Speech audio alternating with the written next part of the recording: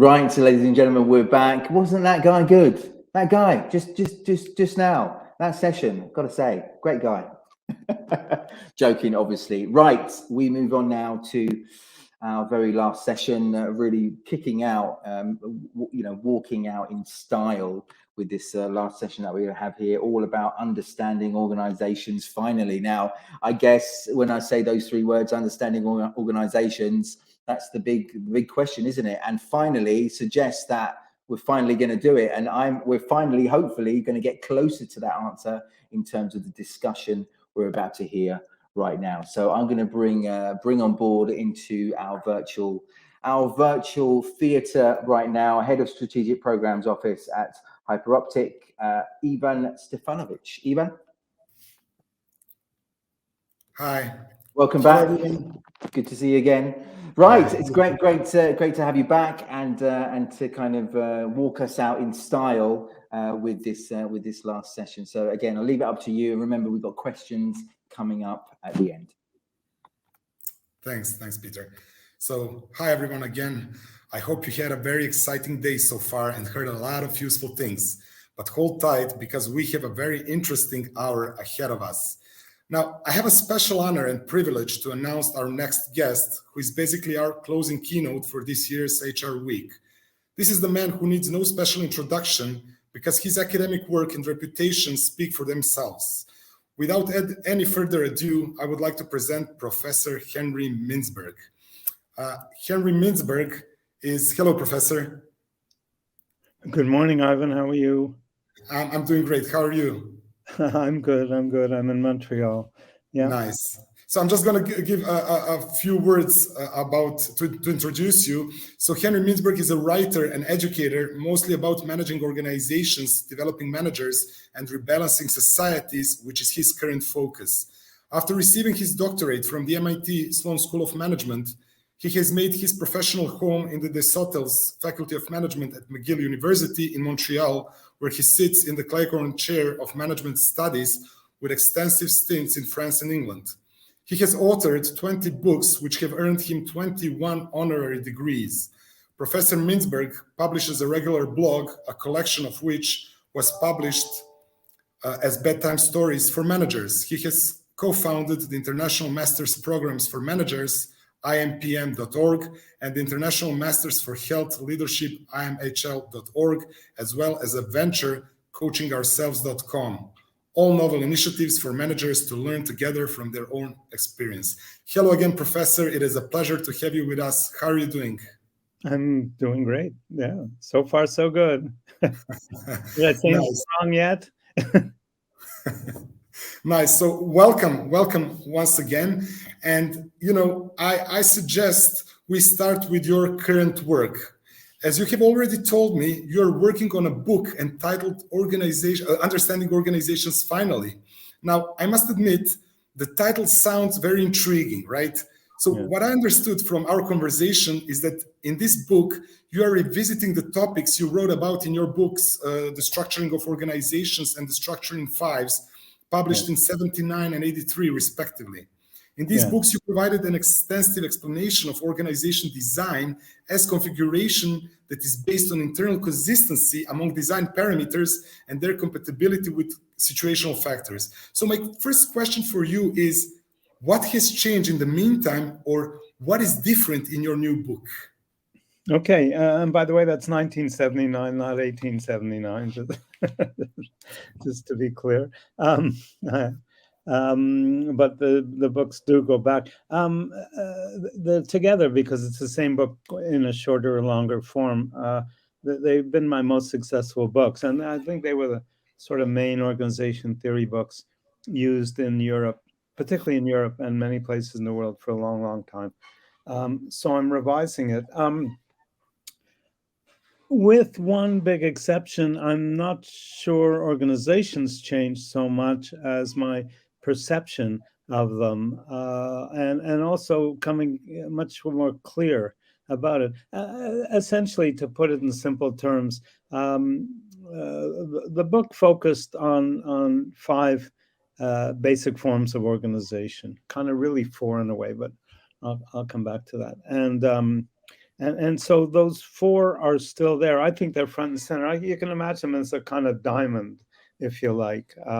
One I call, I've got new names for them. So one I call the personal enterprise, which is the entrepreneurial organization and organizations that are very tightly controlled by single individuals. Donald Trump in the White House and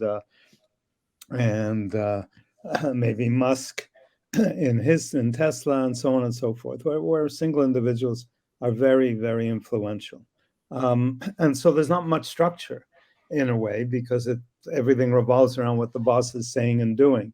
And the second one I'm calling program machines. I used to call it machine bureaucracy. I'm calling it program machine, which is the classic highly structured, highly controlled, very technocratic organization. Our banks, are a lot of our retail chains, are a lot of government offices, and so on, where the rules dominate, and the people who work there, who do the main work for the most part, are not highly skilled. So, McDonald's can train someone in an hour or a few hours, compared to a hospital, where it takes years and years and years of training. And that's the third form that I'm now calling professional assembly. It's the organization where professionals work largely on their own, the way I do in the university, or most professors do. I don't for particular reasons, but most professors do. The way doctors mostly work in hospitals.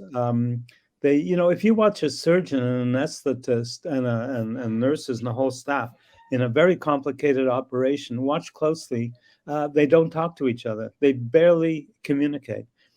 Because everything is so structured, but structured in a professional way. They're all trained to know exactly what they do. So if it's an open heart operation, when the patient comes back to his own heart from the machine, the whole place tenses up, but everybody knows exactly what to do at that moment. They can't sit and work things out. This is not, you don't want a creative surgeon at that point. You want them to know precisely what to do. So I call it professional assembly because they're assembled in a hospital or in a university or in an accounting firm or in a law office, but mostly independent. And the fourth one I call the project prospector. So these are organizations that use expertise, but use it in teamwork. So they're very heavy on teamwork. And these are an Olympic organizing committee, a creative film company, an advertising agency, and so on. So these are sort of the basic forms. The way the book differs now is I put much more emphasis on the fact that none of these forms can exist in a pure form.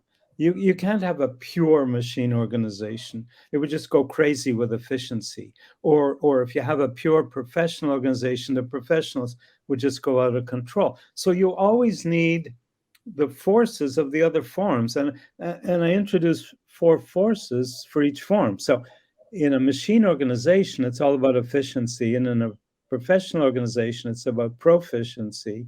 And in a project organization, it's about collaboration. And in a personal organization, it's about consolidation by the chief. You need those forces in every organization, even if they tilt toward efficiency and machine or so on and so forth. So you need, so to understand organizations, you have to understand the role of those forces and to understand the hybrids, because look, a pharmaceutical company is not one or the other. It tends to be project and research, professional and development. And I think I turned this thing off, but sorry. Sure, it's fine. No worries. I forgot to turn my my phone off. Sorry about that. Me all the time. So the professionals, I forget where I was, but you were talking about the 4 forms and how they pharmaceutical, yeah. In a pharmaceutical company, for example, the research would tend to be more project. Development would tend to be more professional, much more structured. Development is taking the molecule of the idea and testing it. That's highly structured, but very skilled, very professional. Manufacturing is probably machine because it's all totally programmed in a way, and so on and so forth. So you get all kinds of mixtures. A symphony orchestra, a dean in a business school, or chief in a medical hospital, they don't have that much influence compared to a conductor of an orchestra who has much more power. So an orchestra would be a bit of a hybrid between the leader-centered personal organization and the skill-centered professional organization. We could get into this because it's kind of fun, but I think orchestra conducting has been far too hyped up as a model of leadership. Far too hyped up. If the orchestra conductor plays a major role in setting it up and creating the concert and in the rehearsals and all that. But when they're playing, watch the players, they don't even look at the conductor. Okay, so it's very structured once they're in concert. Anyway, I could go on and on, but that's basically what the book is about. And I tried to make it much more approachable. Maybe, should I say some more, or am I talking too much? So I was just wondering, while listening to you, right, what happened to the divisionalized form, right? And what happened? So at some point you were mentioning the missionary organizations. So I was wondering what happened to those types. Oh, yeah, you know too much. I could get into that because that's a second part of the book. After introducing 4 forms and 4 forces that go with those 4 forms, then I introduced 3 more forces that are common in all organizations. One is culture, one is politics or conflict, and one is division. And what I mean by division is every organization divides up labor. Division of labor is central to every organization. But what I mean by division here is sometimes you purposely give people more autonomy.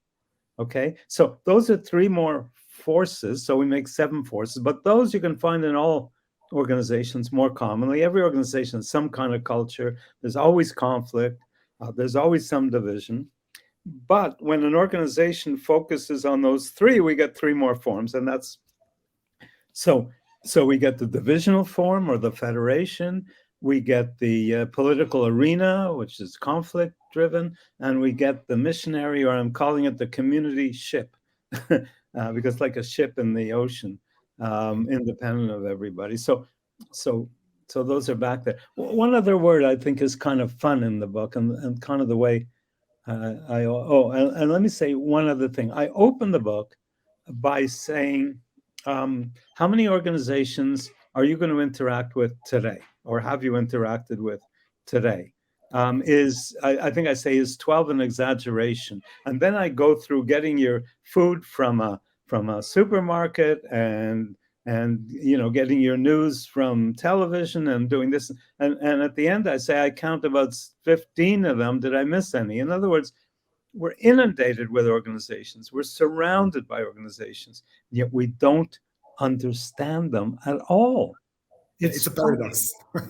Consultants will come into a professional organization and treat it like a machine organization. We don't understand them, and as a consequence, we screw a lot up.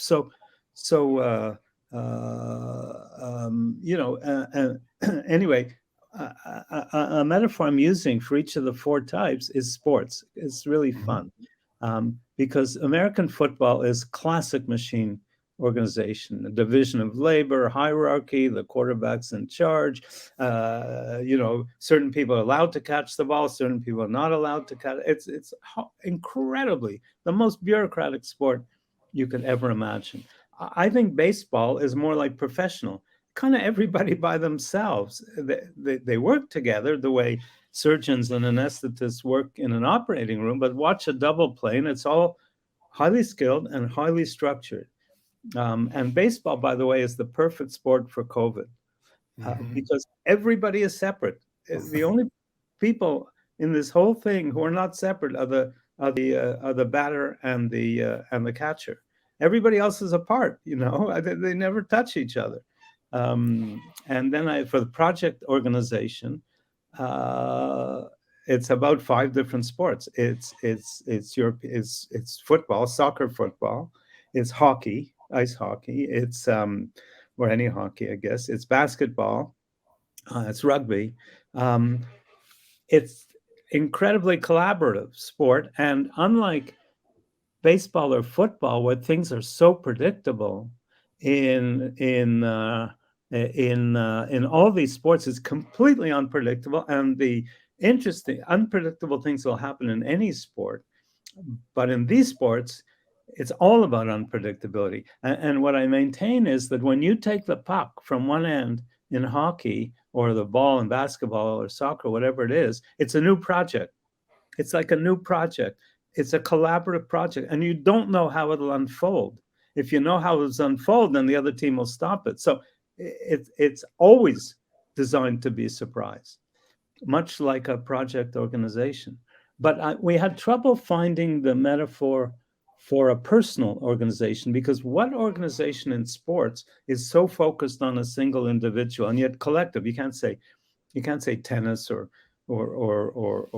racing or something. And the answer we came up with, which is obvious when you think about it, is World Cup yachting, because very often one individual will design or work with designers on the hull, will pay for it, will build it, will be the skipper, and so on. Anyway, that's so. As you can see, I'm kind of enthusiastic. Thank you. It's a wonderful input on your end, and can't wait for the book to be released. So, since our audience is mainly consisting of HR professionals, and we now know that one of the main HR topics is related to education and development of people within organizations, my following question is: why do you think that people who are MBAs are not always good managers?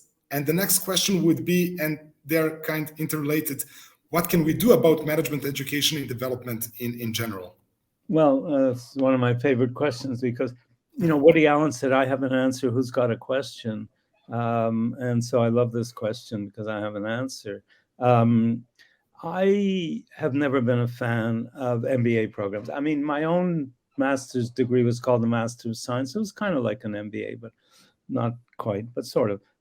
But I've never been a fan of that. I used to go around giving speeches saying that MBA programs develop the wrong people in the wrong ways with the wrong consequences. The wrong people, because you can't take young people and turn them into a manager in a classroom any more than you could turn someone into a swimmer in a classroom. You can't do that. So it's false. And the wrong ways, because you can't build on experience, because they don't have managerial experience. Regular MBA programs rarely have managerial experience. So to me, management is where art, craft, and science come together, but you can't do the craft because there's no experience. You can't teach the art. And so you focus on the science. Even case studies are very analytical. And what you do is you distort the practice of management, and you graduate people who don't understand the practice and think it's all about techniques and so on. So the few studies that have been done show that chief executives without MBAs do better on average than chief executives with MBAs, and get paid more, by the way. Chief executives with MBAs get paid more. There's one study we did of Harvard superstars years back, 19 of them in a booklet sang the praises of Harvard's great superstars, and these were all chief executives. And we went back and tracked, after this was published, for about 13 years, how they did. Of the 19, 10 were total failures. This is Harvard superstars, not average Harvard MBAs. 10 of the 19 were total failures. And another 4 were questionable. So 5 look good. You can find that if you go on my blog, mintzberg.org/blog, and you put in MBAs as CEOs, you'll see that the evidence, and other studies, similar conclusions. So people started to say to me when I was giving these speeches, what are you doing about it? So eventually we did something about it, and we created a program called the IMPM, International Masters Program for Managers. And this is the answer to your question. Number one, you don't take anybody into a class for management. I should say that MBA programs are fine at teaching technical stuff, marketing, finance, Great, no problem. They distort the practice of management. So we take people who are managers, so they understand the practice, and we can build on the craft of it, the experience, their own experience. So they sit at round tables and they spend half the time they listen to us, and half the, like my structuring book or whatever, and half the time they go into workshops and say, what can we do with this stuff? And they share that, they reflect on their own experience, and they share it, and they learn from their own experience. So it's a very, then we built a healthcare program called IMHL, which does the same thing. And if you take, it's amazing how creative. And by the way, you know what's interesting is an MBA class, traditional MBA class looks like a professional organization. Absolutely. No colleague or dean ever stepped into my class. Okay, I was completely on my own, as every other professor is. But in the IMPM and the IMHL, people, there's always at least 3 or 4 faculty. We're always doing things collaboratively. We sit at those tables sometimes. We work closely with them. So we've shifted from a professional organization to a project organization with this, and it's a very different philosophy and they absolutely love it. We just had the closing dinner for our healthcare, impm.org, and they went around, we were passing microphones around, and if anybody could have heard that, they would have raced into this program immediately. So it's a lot about reflection on experience, right? Yeah. And I was wondering, because obviously you wrote a lot about these fallacies of when you get MBAs running large corporation, etc. So can you tell us a little bit about what are the biggest challenges for MBAs when running corporations and feeling like they can do it from start without any sort of prior experience, just having this MBA title? Well, I mean, there were 5 out of those 19 that went through Harvard that came through perfectly fine. I would argue, I'm not sure they themselves would, but I would argue that they did fine because they overcame the drawbacks of programs that, think of the case study method. It's actually quite bizarre when you think about it. You got a 22-year-old, or maybe somebody older, but you got people who aren't very old, not much experience. They never heard of XYZ Z corporation. I'm Canadian, so it's Z. So they never heard of XYZ corporation, but they're supposed to read 15 pithy pages about it and pronounce what the chief executive should do. And if you carry that attitude into your job, you're going to be a menace to everyone else, because give me 15 pithy pages and I'll give you a decision. And it overemphasizes the chief executive. Something like 60% of all Harvard cases focus almost exclusively on the chief executive. All right. Well, that's not the way organizations work, for goodness sakes. Chief executives are important, but the rest of the organization is critically important. So you got to kind of get past that MBA thing. And what you really got to get past is this idea that you're a leader because you sat still in a classroom for a year or two. You're not a leader because you did an MBA. Nothing makes you a leader except people who feel you're worth following. But nothing makes you an intrinsic leader. We have an EMBA program that kind of follows the IMPM, so it's much better. But at the beginning, one of the hyped up marketing guys got up at the very when everybody was meeting for the first time. He said, "Who's a leader in this class?" And about 4 or 5 hands went up. And I thought, those are not leaders. You don't designate yourself as a leader. You're dangerous. You're narcissistic if you think you're a leader. Other people have to think you're a leader. And even so, we put too much emphasis on leadership. Okay, thank you. So I was thinking, during this HR week, but also in other conferences as well, we hear a lot about importance of data and the role of data in making decisions, right? Mm-hmm. So for some reason, when talking about data, we usually mean quantitative data or the numbers. So in your opinion, what is wrong with managers being focused exclusively on the hard data or the numbers? Because this is like the trend at the moment. Just bring me the hard data and I will make a decision. Yeah, I mean, this all stems in part from the whole FBA business and all that. If you can't measure it, you can't manage it. There has never been anything more false than that statement. If you can't measure it, you can't manage it. Whoever measured culture, whoever measured whoever measured the success of a manager, and don't tell me it's the bottom line, short term. Whoever measured leadership, whoever measured many of the things that really matter in organizations. So, if you can't, whoever measured measurement, I have never seen an article by a champion of measurement who did a study to prove that measurement pays. I've never seen that, because they can't measure measurement. And if you can't measure measurement, and if you can't measure management, then I guess you'll have to throw at management, you'll have to throw at measurement, because if you can't measure it, you can't manage it, right? Sort of circular, but this is the kind of stupidity, and I say that quite clearly. This is the kind of stupidity that's dragging us down, this thing about measurement. So yeah, sure, measure what you can, but be very aware of what you can't measure, and be very aware that measurement is only one part of what you do in an organization. A friend of mine in England asked a very senior civil servant in health why you measure so much. And he said, what are we supposed to do when we don't know what's going on?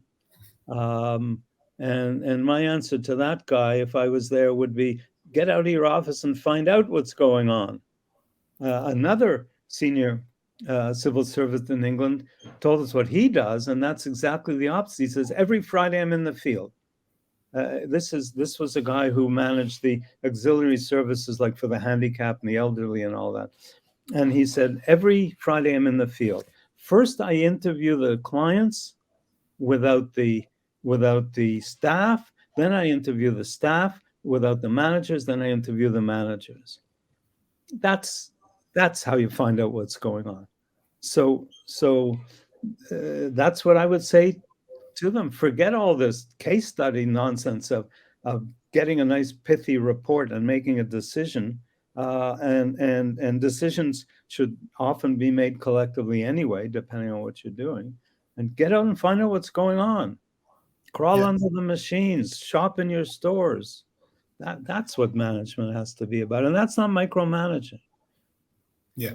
So I'm now thinking, you made this extensive study where you spent a day or so with a lot of managers when writing your book, Managing. And then I think that you revisited this book and you called it like Simply Managing, right? A few years later.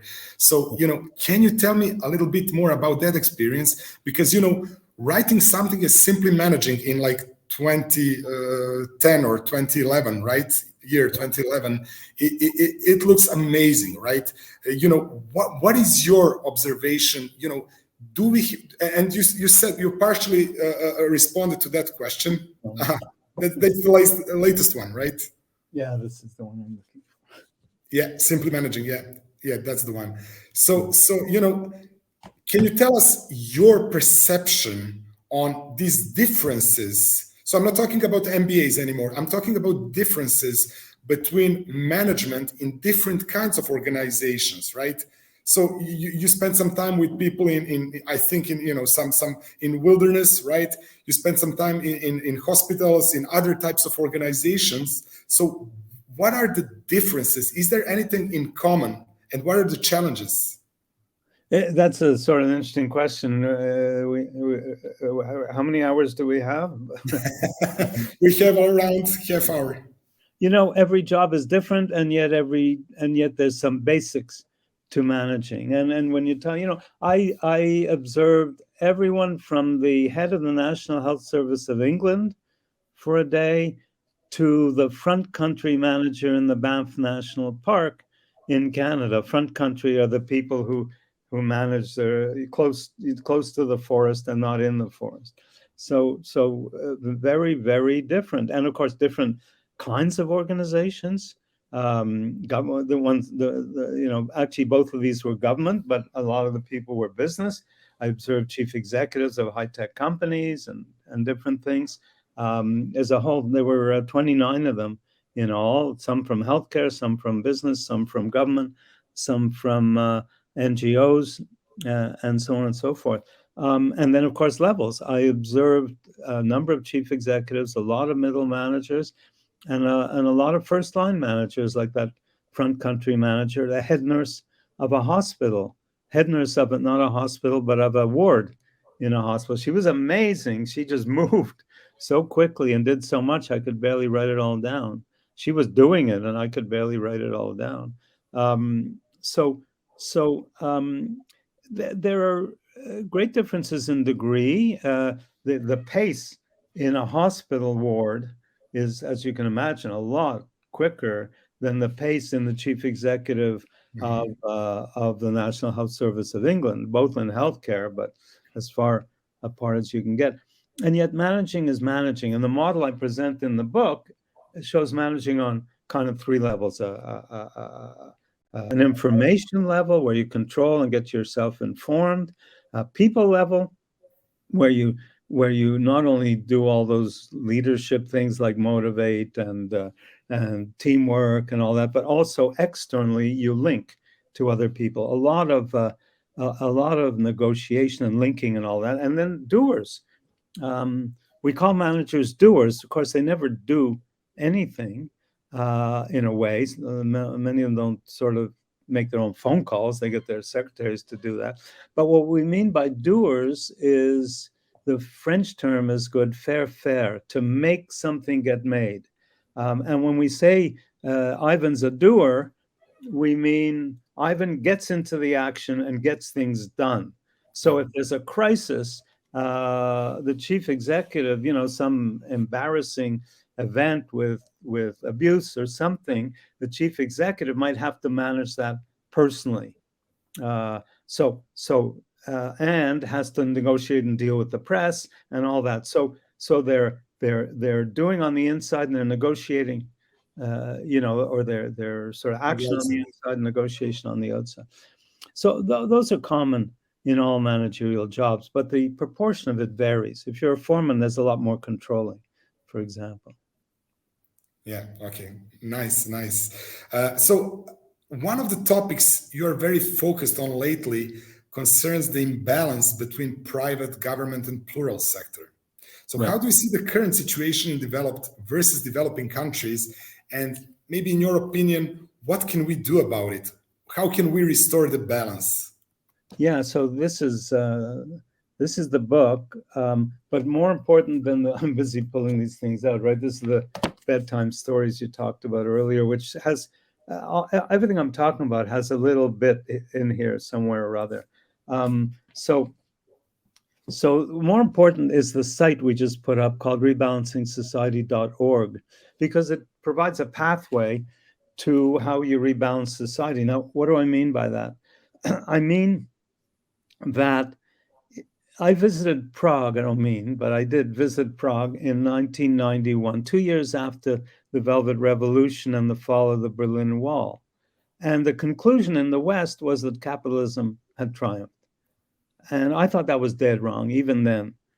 I thought balance had triumphed because the Eastern European countries were completely out of balance on the side of government. Business was much too weak. And there's a third sector of society that we have to recognize, which is the community sector. And I call that now the plural sector, public-private plural.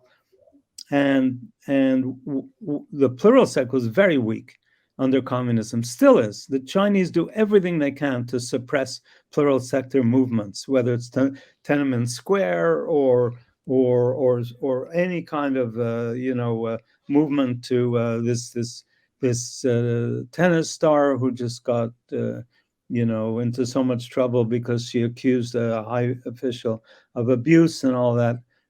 These things are always taken up, Me Too and all that. These things are taken up by plural sector organizations, or Greenpeace is a plural sector organization. McGill and Harvard and Oxford and so on are plural sector organizations because they're not owned by investors and they're not owned by government. they're non-owned. And every non-owned organization like Greenpeace, nobody owns Greenpeace, is plural sector. Member organizations are also plural sector, like co-ops. Okay, so it seemed to me that the West was in balance across three sectors. If you look at the U.S. in the 1970s, the tax rates were high, the government was very strong, and yet benefit programs, welfare programs were large, and the economy was doing great. It was balanced.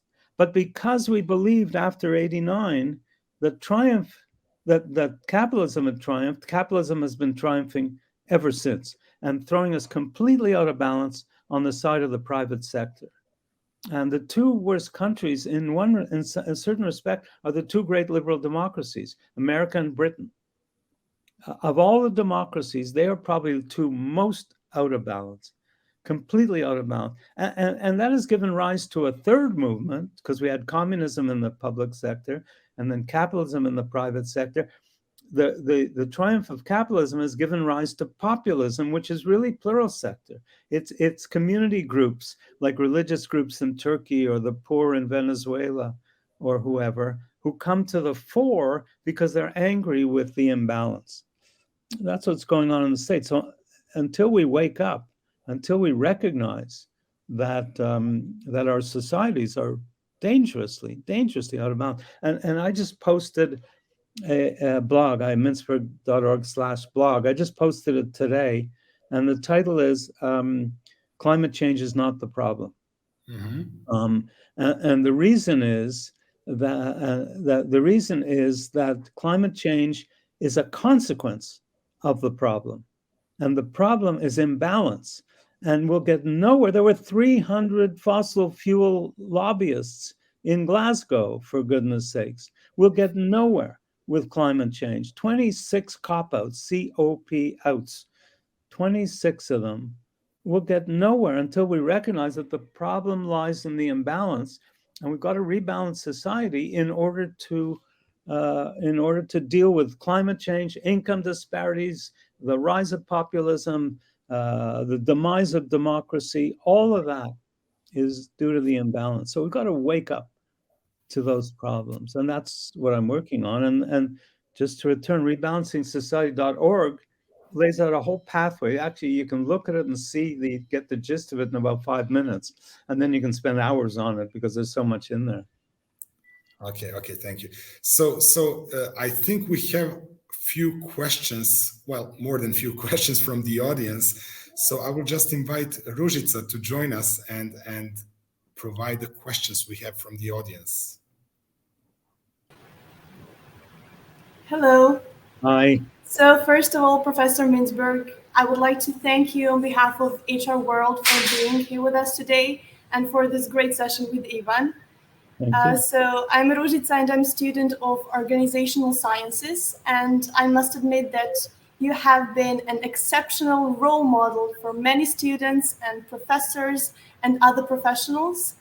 And I'm really honored to have this opportunity to pose one of the questions to you. So the first one is that since today is the C-level day of HR Week, and the C-level is responsible for defining strategies, but we see that delivery isn't always what was expected. Could you tell us maybe your opinion on what are the main reasons today for this disconnection between strategy formulation and strategy implementation? Yeah, I've commented about that for a long time. When a strategy fails, what gets blamed? It's always implementation. Nobody ever blames formulation, right? It's always implementation. And the reason for that is who's doing the blaming? It's the formulators who are doing the blaming. And what they're saying is, we formulated this brilliant strategy and you dumbbells were not capable of implementing it.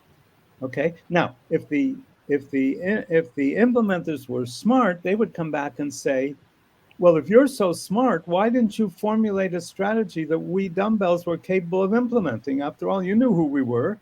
And if the strategy is failing in implementation, then It wasn't formulated to be implemented by us. Therefore, it's failed in formulation. So every failure of implementation is a failure of formulation. Okay, that's the first thing. But the real failure is in the separation, because strategies aren't planned. You don't formulate and implement. You form. Strategies are learned. They're learned. They're not formulated. They're not planned. They're learned. You learn it step by step. You try something, it doesn't work. You try something else. You keep doing it. My favorite example is IKEA. How did IKEA get into selling unassembled furniture? Well, before they did that, a worker tried to get one of their tables in his car, and he couldn't get it in, so he took the legs off. And then came the strategic moment.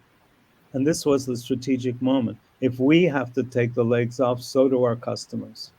Okay, that was the strategic moment. That was a little switch that changed the whole furniture world.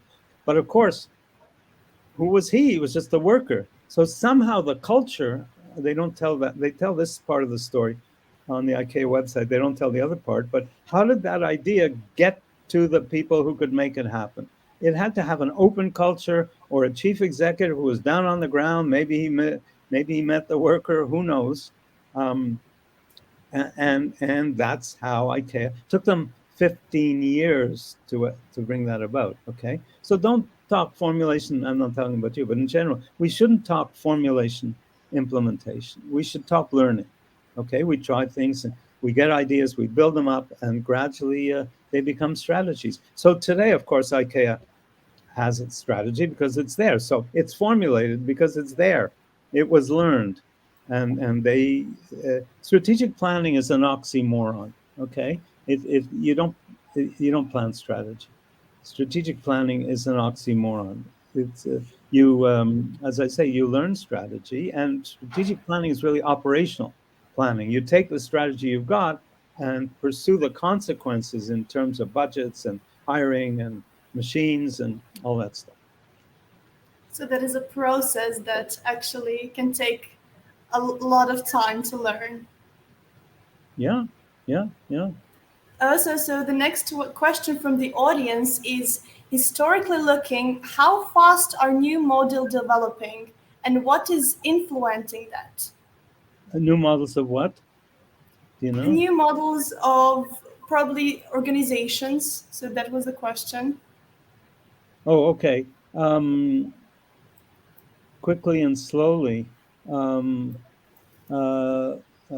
Quickly in the sense that everybody's always coming out with the latest thing.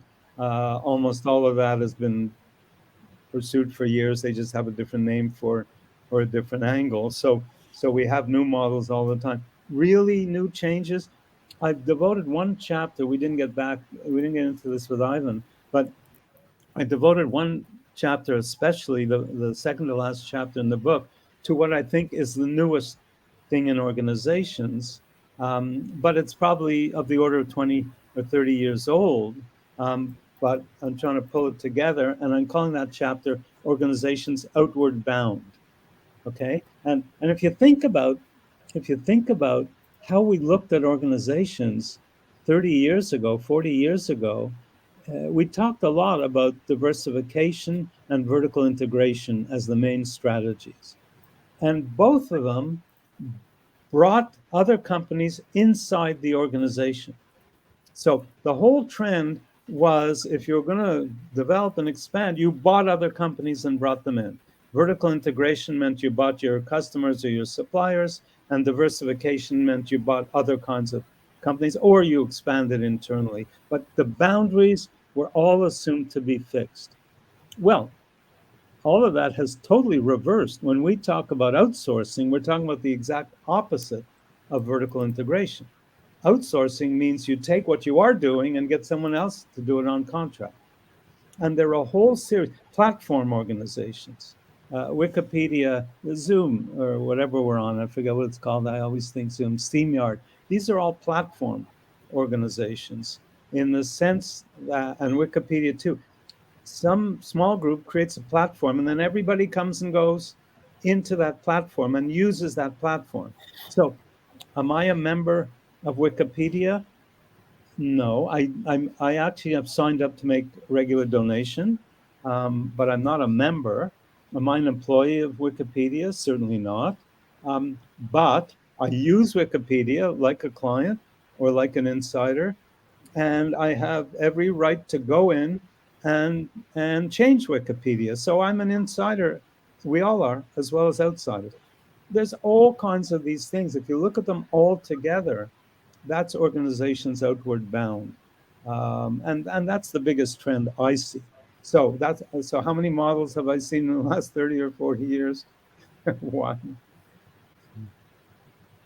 Well, that was really a great answer. We also do have one more question.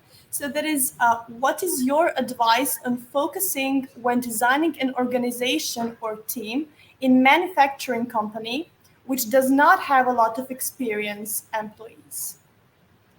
So this one is, yes, it's about manufacturing. Yeah. I would wait a year or two and buy my book. Or you can use the, I don't have a copy here, but you can use the existing Structure and Fives, which is hard to get. But there's a book called Mintzberg on Management, which has a section on that structure. But I mean, that's what the book is designed to do. It goes through all the details of how to manufacture, not how to design an organization.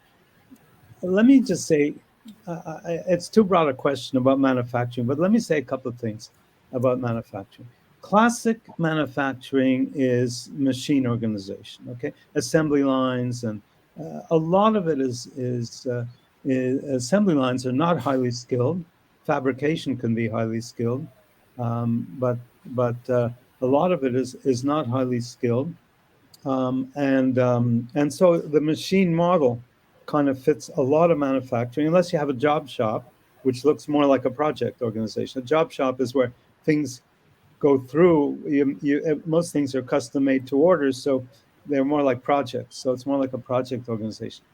But if you take a classic assembly line, a classic mass production organization, and you automate 100%, which, you know, the assembly lines have probably automated, I don't know, 60, 70, 80%. I don't know what the figures are. But if you automate 100%, what you've done is you've converted a machine organization into a project organization, because you no longer have to run an organization with all these people doing routine work. They're all gone. So who's left? The people who design the machines, the people who maintain the machines, the people who change the machines, and that's project work. Okay, designing a machine is a project. Maintaining the machine is a periodic kind of thing. And so you've taken machine organization and you've turned it into a project organization. That's the effect of automation. I think it's the effect of outward bound too, because if instead of automating routine work, you outsource it, you've done the same thing. Then the people who are left are negotiating these contracts and so on, and designing the system where what goes out and what stays in and all that stuff. If I may ask another question, and you know, I was thinking to ask this question earlier, but I mean, you know, so we were talking a lot about organizational culture, right? And I know this is the as you said, the most important force within missionary organizations, but equally important in other type of organizations as well. So do you think, and you said at some point you cannot measure the culture, right? But do you think that you can, in a sort of way, if you can manage the culture in organization, at least in the long run, and how? Yeah, I think you have to think of it in the long run, because culture is long run. Culture is not short. If it's short run, it's not culture. So long run. I think culture gets managed mainly at the very, very beginning. The culture is set by the founder of the organization. And by the way, personal enterprises need not only be business. We have social enterprises. Even a new government department will typically choose a very strong-willed person to create it. So the founder, whether it's public, private, or plural, the founder sets up the organization and sets up the culture and establishes the culture. From there, it's a question of enhancing it. It's a question of reinforcing it. It's a question of fixing it when parts of it need to be changed, and so on and so forth. But and also recovering it. We discovered in a program we did with a number of companies, including one in particular, where the culture had become an older, well-known company. The culture had become really sick. I mean, the people in the group were describing their own culture because they were sharing their experiences as company groups with each different companies, and they were describing how bad it had become. But it also occurred to us that there were remnants of the culture that remained. You know, sometimes physicians can sort of regrow an organ if there's a little bit left. And you could say that about cultures, that if there's a bit left of the healthy part of the culture, you can use that instead of coming in necessarily with a brand new culture. You can use that to rebuild the culture, you know, because it's often there. It's there somewhere, buried somewhere. And it's a great answer, actually. And when reading your book a few years ago, I remember this anecdote, right? And I was wondering if you can tell it to us. It was about a group of students who were given a task to study the music orchestra, right? And how to increase their efficiency. So it was very funny to me. So I was wondering if you can share this story with our audience. Yeah, it's not my story, but it was a famous story that circulated years ago. It's in the bedtime book, I believe. It's also in the Simply Managing book. It's an apocryphal story about and it goes back to the 50s, I think, or something. It's not clear exactly where it started, but it circulated a lot, and it was in 3 or 4 different magazines around that time. It's about this young, I make it a young student who, I say a young MBA student, that wasn't in the original, but who was told to go out and pick an organization that he wasn't familiar with and study it. So he'd never been to a concert, so he picked an orchestra, symphony orchestra, and then he submitted his report. And it's hilarious. You know, for considerable periods, the 4 oboe players had nothing to do, so we could make more use of them or get rid of them. Much effort was wasted in repeating certain passages. You know, how often do you need to say da da da da you know, in the Fifth Symphony? I mean, how Beethoven's Fifth Symphony, how often do you have to do that? So if you got rid of all that and did it only once, then you could reduce the whole concert time to 20 minutes and you wouldn't even need an intermission. I mean, it's very funny for an orchestra, but if he went into a factory, it wouldn't be funny. And that's what they do often. They don't understand the place. In this case, he was mixing up professional work with programmed work, with unskilled work, obviously. But we get lots of consultants who are going into organizations, and they think everybody needs a tighter information system or more planning or strategic planning or whatever it is, and they force everybody to go through these rituals, and it's just a waste of everybody's time because they haven't found out. You know, Frederick Taylor started the whole scientific management movement, but he was different. Taylor, when he studied work like shoveling coal, was meticulous about how he was describing what the workers did. Whereas here you got people floating in and throwing out what everybody's done because they know better. You know, to me, there are professions where the professional really knows better, like surgery. You know, I don't say to the surgeon, cut a little lower, please, okay? He knows better, she knows better. I don't have to do that. But there are other professions where knowing better gets in the way. Management is one, although I don't call it a profession, but management is one. Architecture is one. If the architect knows better than the client, he's a lousy or she's a lousy architect because they have to listen to the client, and it has to be a meeting of their needs and their skills. Teaching, when a teacher knows better, that's trouble because nobody learns from a teacher. They learn from themselves, and the teacher creates the condition for learning. And that's in line with what you just said, that even though we live in the 21st century, essentially we don't understand organizations as we should, right? It's shocking to me.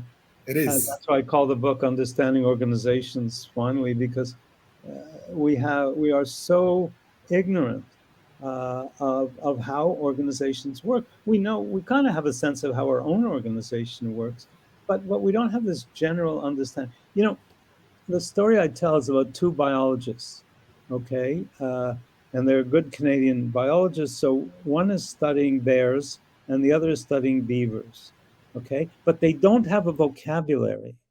The only word they have is mammals. And they're both studying mammals. And so they get together and they compare what they learned about mammals. And one of them, and they just get into a discussion about where mammals spend the winter. And one of them says, well, in a cave, of course. And the other says, are you crazy? If they're in a cave, their predators will come and kill them. And the first one says, mammals don't have predators, because he was studying bears, right? And they're talking past each other because they don't have a vocabulary. So they don't say, we're a professional organization and you're treating us like a machine organization. People need to be able to say that. Or we're a machine organization, you're treating us like a professional organization, for that matter. You have also mentioned it once, and we got a lot of questions. It's about your new book, and when can we expect it to be released, and when can we expect finally to understand organizations? Well, it's your fault in a way, because I worked on it this morning. You know, I got all this stuff here, and plus I'm checking this and on the laptop and all that. So I was working on it before what we're doing now, and I'll be working on it after. So you're holding it up in a way. If I may say, I warned everybody we cannot keep you any longer because we are eager to read your new book. So right. We warned everybody. Right. So I will get it to the publisher in the new year, early in the new year, and then I would say it's a good year away from coming out. So maybe spring of 23. But the other one's still there. Well, it's hard to find. But the Mintzberg on management has a whole section that's kind of similar in a way. There's also, by the way, 2 or 3 blogs. One, I think it's called Species of Organizations or something like that talk about the 4 forms.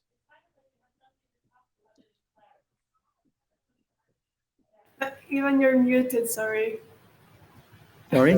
I was saying, I'm just being conscious of the time we have left. And, you know, I would like to thank you once again for joining us. And I cannot think of a better way to close this year's HR week than having this conversation with you. So thank you very much. Thank you. It's great questions. And I enjoy it. And it's good being a path to the door of my blog or whatever. And rebalancing, look at rebalancingsociety.org. It could be very, very important. Thank you for. I would sorry, and I would add that in the comments we also had something that it is a great privilege to be actually here and to hear the speech from you. So thank you once again. Okay, thank you. Thank you. Well, bye. Thank you so much. Fantastic. This is where I say goodbye. I've just come in. Goodbye, everybody. Henry, Róžica, and Ivan. See you again sometime. Thank you so much. Bye-bye. Bye. Right. What a way to go. What a great way to finish our HR Week 2021 together. Again, remember today was C-Level Day, just 1 of 5, 1/5 of what we've all experienced this week. Strategic HR, people-centric HR, Digital Day, HR Development Today, all about C-Level and the relationship between C-Level and HR, bringing those together and really finding the balance and the ideas to move forward. Listen, for many, this is maybe just the start. Those of you that are maybe not HR World community members, you've seen what 1 week can offer. You've seen and heard and experienced the many resources and the connections you've made as well. So if you like what you've seen, you like what you've heard as well, remember HR World community goes on throughout the year. All you have to do is pop over to the HR World Cafe, find out all the information there. Lots and lots of benefits for joining. And I think still we've got a discount Black Friday right the way through, I believe, to Cyber Monday. A discount for you if you'd like to join. But again, if you've enjoyed this week, certainly the community side of HR and the community side of HR within the region, more than 1,000 regional members together. And also we help you connect up with the right people relevant for your field of work. So it couldn't sound even better. So join us there. And for others, this is just a continuation, isn't it? A continuation of being an HR World member and enjoying HR Week together. And remember, next year, 2022, lots to look forward to throughout the year for being a member naturally, but also the HR Executive Summit, which will be taking place next year in May. Listen, we don't even know where it is yet, but that's okay because we're planning. Our team, our hardworking team that put all this together, the HR Week together, is already on the work for moving forward for this summit. So we'll keep you updated. Keep you updated with all the information regarding that summit and everything else that's going to benefit you as an HR professional, certainly in the region and beyond. Ladies and gentlemen, all that leaves me now to say is it's time to say farewell. Time to say goodbye. Well, not unfortunately, but fortunately, well, maybe not even fortunately. We've been together for 5 days together. I hope you've enjoyed it. I hope you'll walk away. I'm sure you'll be walking away with a lot more than when you came. I will say goodbye to you now. And until the next time, HR Week 2021 now is officially closed.